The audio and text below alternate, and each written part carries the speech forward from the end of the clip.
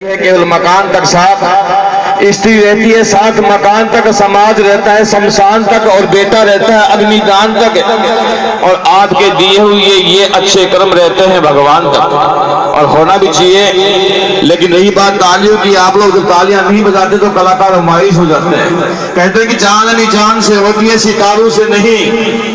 हाँ, आपकी इस्माइल कुछ और कह रही है, मैं कुछ और कहने वाला हूँ।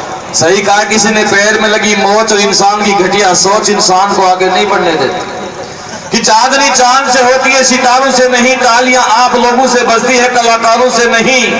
चांदनी चांद करता है चमकना तारों को पड़ता है, और तालियां तुम लोग बजाते हो, नाचना कलाकारों को पड़ता है। एक बार तालियां हो जाए।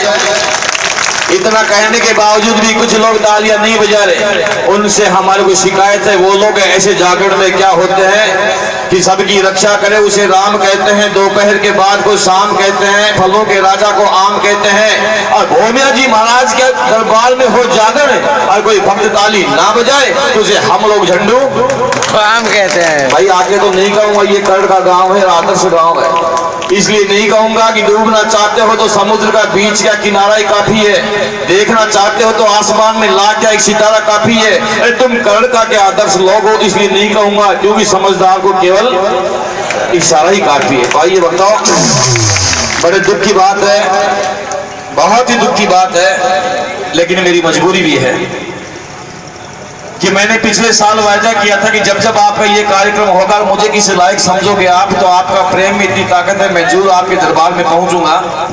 भोमिया जी महाराज की कृपा भी बनी रही, आप लोगों की कृपा बनी, जब आपने याद किया मैं यहाँ पहुंचा। सच बताता हूँ कि आज से 20 दिन पहले, अब फिलहाल वर्तमान में प्रोग्राम चल रहा है, मैंने साईवाड़ में उन लोगों को हाँ कर दी कि मैं बिल्कुल तुम्हारे पास आऊंगा।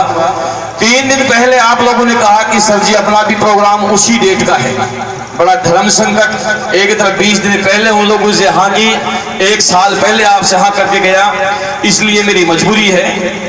कहते हैं कि वक्त नूर को बेनूर बना देता है, छोटे से घाव को नासूर बना देता है। अरे कौन चाहता है अपनों से बिछुड़ना, लेकिन ये वक्त कमबख्त सबको मजबूर बना देता है। इसलिए मेरी मजबूरी है कि मैं आप सबको इस कार्यक्रम में बीच में छोड़ के जा रहा हूँ। चुपचाप चला जाता तो ये लोग बात बनाते हैं कि नहीं जाने भाई किस वजह से चला गया, कि हमने उसका अपमान कर दिया या उसका ये कर दिया वो कर दिया, इसलिए बताना मैं मुनासिब समझा।